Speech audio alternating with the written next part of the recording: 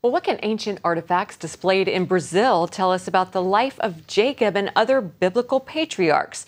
Our correspondent, Carolina Martinez, discovered that even the smallest remnants from Bible times have fascinating stories to tell.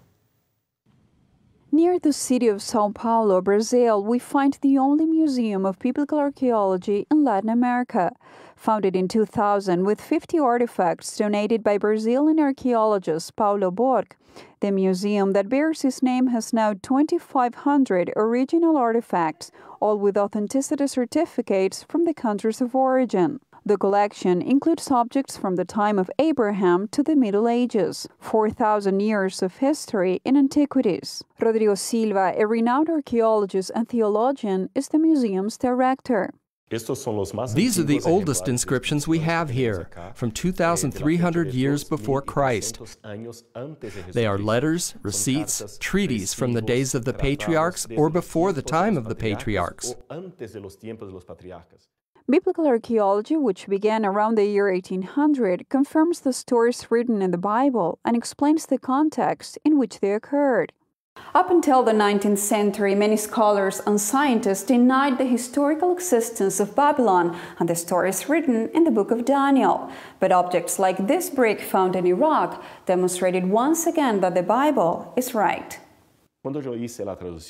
When I did the translation, I found that there were 3 lines. The full text reads, "I am Nebuchadnezzar, king of Babylon, supplier or principal of the temples of Izida and Asgila, firstborn of the son of Nabopolassar." I published it, and we recently checked the brick's age through thermoluminescence.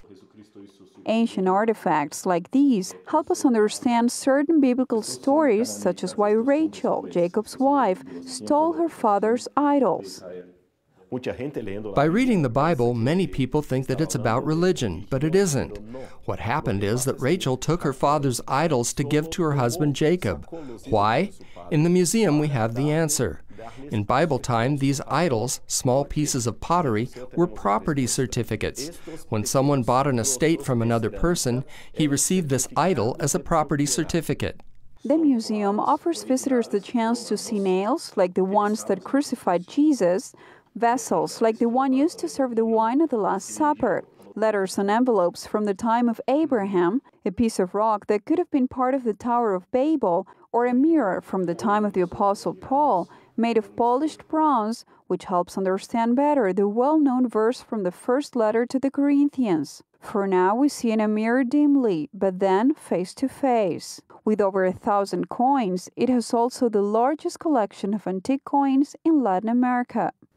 This small coin is like the one the widow offered at the temple of God, and this bigger one is a silver denarius, or cycle, which Judas received for betraying Jesus Christ.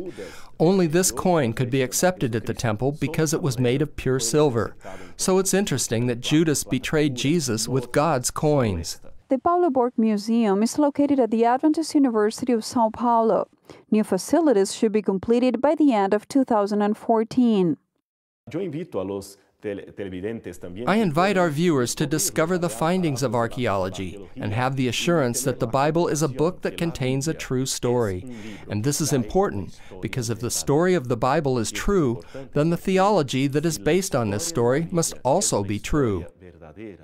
In São Paulo, Brazil, Carolina Martinez for CBN News.